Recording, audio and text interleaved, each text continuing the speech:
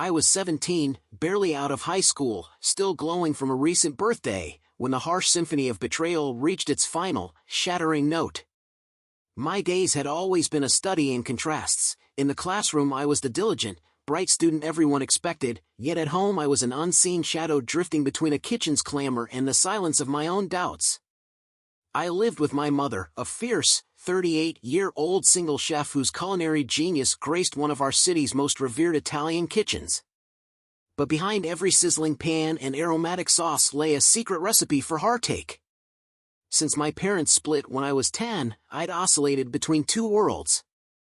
My father, once the steady captain of a modest trucking business his family had built, had long since faded into a bittersweet memory, especially after a devastating brain cancer diagnosis forced him to relinquish control to his brother.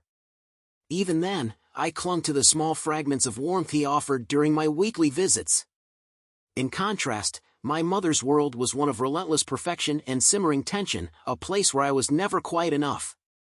The distance between us was etched in every hurried word and every forced smile, a gap that widened after my father fell ill and I was compelled to remain under her roof full-time. Into this already turbulent life slithered Mark, a man in his early 30s whose honeyed words and contrived charm seemed designed to gloss over the raw edges of our fractured family. 8 months ago, after a year of secret rendezvous and hushed phone calls, my mother surprised me with the revelation that she had married him. His proposal had been hidden in whispers and furtive glances, a union shrouded in secrecy because of the glaring age gap and the timing of my father's diagnosis. From the moment Mark stepped into our modest home, his presence was like a discordant note in an otherwise familiar melody. Even though his day job as a high school football coach meant he was seldom home during the evenings, when he did appear he moved with an unsettling coolness, too polished, too detached, as if every kind word was rehearsed for an audience that wasn't really there. One seemingly ordinary evening, while I rummaged in the kitchen for a late-night snack, a creaking sound from my mother's bedroom froze me in place. My heart hammered against my ribs as memories surged back, the secret locker stowed under her bed, entrusted to me along with a set of keys that I guarded like a cherished secret. That hidden chamber held relics of a past filled with happier vows, wedding jewelry from my parents' union, bundles of cash carefully saved for emergencies. I had always been the keeper of that key, never imagining that its very existence might one day unravel the fragile facade of our lives. But tonight, something was wrong.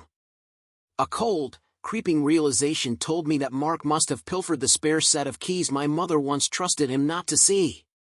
Peering into the dim light, I saw him, Mark, with an almost imperceptible frown, and watched in paralyzed disbelief as he withdrew a heavy bundle of cash from that secret locker. The metallic clink of the keys, the subtle rustle of paper money, it all echoed in my ears like the ticking of a time bomb. When he finally turned, his eyes met mine. For a suspended moment, the irritation on his face softened into a practiced smile. He stepped toward me, draping his arm around my shoulder in a gesture that felt as cold as it was calculated. "Your mother needed the cash for a work emergency," he said, his voice smooth yet void of genuine concern. "It's nothing to worry about." The lie was as transparent as the night air, and I felt my stomach knot with disgust. I had planned to confront my mother immediately, to unveil this betrayal in stark daylight, but fate had already set the stage for further heartbreak. Later that same day, as the evening shadows lengthened and my mother returned home from her own long day in the kitchen, I tried to broach the subject in a quiet, tentative whisper. Instead of the nurturing reaction I had hoped for, her voice turned brittle and dismissive. "I knew this was coming," she said, as if reciting a line in a play she'd rehearsed for far too long. She insinuated that my concern was less about protecting our home than about stirring up old conflicts, about wanting to patch things up with my father, even though I'd always known my heart belonged with him. In that instant, her words felt like shards of broken porcelain, scattering any remnants of trust one had left. The unraveling crescendoed on a seemingly unremarkable weekend. My mother, in a tone devoid of maternal warmth, sat me down in the quiet solitude of an empty living room. It was one of those rare moments when Mark was out with his friends, leaving just the two of us in a silence that pulsed with unspoken dread. I braced myself for bad news, perhaps a further decline in my father's health, but what followed was even more devastating. With a flat, almost clinical calm, she revealed that Mark had confessed to feeling unsafe around me. His words, echoing in the sterile air, were delivered as if my very presence were a threat. "You need to leave," she stated, her tone final and unyielding. In that moment, my world tilted. The realization that my own mother could prioritize a man's fragile ego over my safety and belonging was a blow too deep to bear. Anger surged through me like wildfire as I began to pack my few belongings, a tangle of clothes, a stack of books, and trinkets of a life that was quickly disintegrating. My head throbbed with the weight of betrayal, and for a fleeting second, I wished I could confront Mark, punch him for the deceit, for the rotted veneer of his kindness. But instead, I stumbled upon something even more damning: my mother's spare set of keys to that secret locker. A daring plan sparked in my mind. I crept into her room while she sat entranced by the flickering images on the television, lifted her worn leather bag, and extracted the keys. Before departing, I left a note tucked inside her purse, a cryptic message daring her to ask Mark about the missing keys, a silent testament to the deception I had uncovered. With every piece of my life packed into a battered backpack, I made my way to the living room to bid my farewell. My mother's expression was one of feigned surprise, as if my sudden departure was an unforeseen twist in a script she had already written. She offered a hug, a hollow, emotionless gesture, without a single tear or hint of sorrow. It was clear, in her eyes, my leaving was neither a loss nor a regret, but simply another inconvenience in her pursuit of her own happiness. The following morning, I stepped out into the cold pre-dawn and boarded a bus destined for a place 2,000 miles away, the modest suburban haven of my father. The journey was a blur of blinking highway signs, the hum of the engine, and an aching loneliness that seeped into every corner of my being. Arriving at my father's home, I was greeted by a quiet resolve that belied the storm raging inside me. Though my father's once robust frame was now frail from his ongoing battle with cancer, his eyes burned with a fierce protectiveness. I recounted every detail of the betrayal, the stolen keys, the whispered lies, the cold dismissal of my mother. His face reddened with anger, a fury so intense it seemed to momentarily reclaim the vitality he once possessed. Even as his health faltered, his love for me was an unwavering fortress.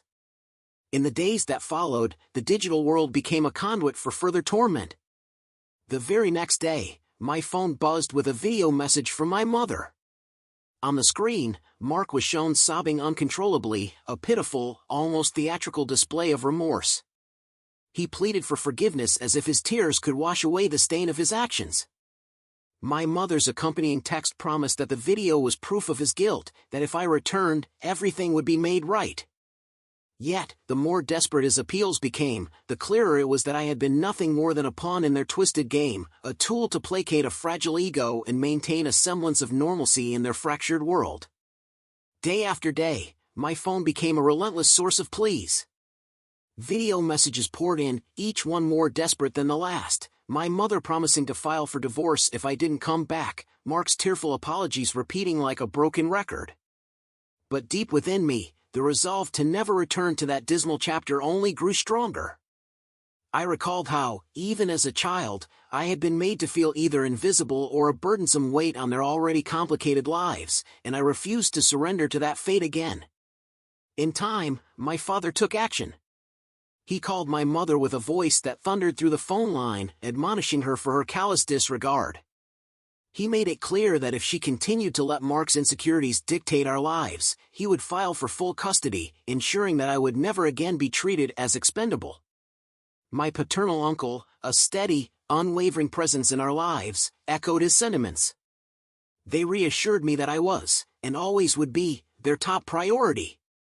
Despite the fact that my temporary stay with my mother had been intended for convenience, it became abundantly clear that my true sanctuary was with them.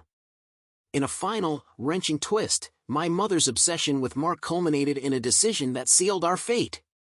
One day, as I sat amid the scattered remnants of my past, I received a call that confirmed what I had long suspected: my mother had terminated her parental rights over me. I was legally free, an emancipation that was as liberating as it was painful. I accompanied my father to the signing, and for the first time in years, I saw my mother not as the woman who had raised me, but as a distant figure whose eyes no longer recognized the daughter she had once known. Mark was conspicuously absent, his silence a final, unspoken confession of cowardice. That evening, my father and uncle took me out for dinner, a modest meal that felt like a feast after the starvation of neglect. In the gentle glow of streetlights and the quiet murmur of our conversation, I found a fragile hope emerging from the ruins of my past. 2 days earlier, we'd learned that my father's health was slowly improving, a glimmer of promise that he might one day beat the cancer that had stolen so much from him. His strength, though diminished, remained the bedrock of my new existence. I clung to his every word, each promise a soothing balm against the wounds inflicted by years of abandonment. In the aftermath of all this turmoil, my life took on the shape of a journey, a long, winding road marked by painful detours and unexpected turns. I began to reflect on the twisted tapestry of my past, the days spent shuttling between two households, the bitter taste of my mother's dismissals, and the unbearable weight of feeling unwanted. I realized that every harsh word, every act of betrayal, had led me to this precipice of self-discovery. I was no longer that invisible child, cast aside in favor of another man's fleeting affections. I had become a person who recognized her own worth, even if the world around her refused to see it. There were moments, too, when the echoes of my former life tried to lure me back, a desperate text here, a tearful video there. My mother's incessant pleas painted a picture of a reconciled past, of a life where I would be welcomed back with open arms. Mark's sorrowful eyes on the screen, on the verge of pleading as if his heart might shatter at any moment, were meant to sway me. But I had long learned that such theatrical displays were nothing more than the artifice of a broken relationship. I could no longer be manipulated into becoming the savior of a crumbling marriage, a role I never asked for and never deserved. Instead, I chose to embrace the bittersweet freedom that came with walking away. I stood at the threshold of a future built not on the ruins of someone else's delusions, but on the solid, reassuring foundation of a father's love and an uncle's steadfast support. In the quiet moments that followed, as I sat by a window watching twilight bleed into the darkness, I promised myself that I would no longer allow the ghosts of my past to dictate my destiny. Every scar, every tear, would be a reminder of the strength I had forged in the fires of neglect and betrayal. I share my story now, not as a lament for what I've lost, but as a testament to the resilience of the human spirit. I hope that in the shared pain of our separate journeys, you might find a spark of hope.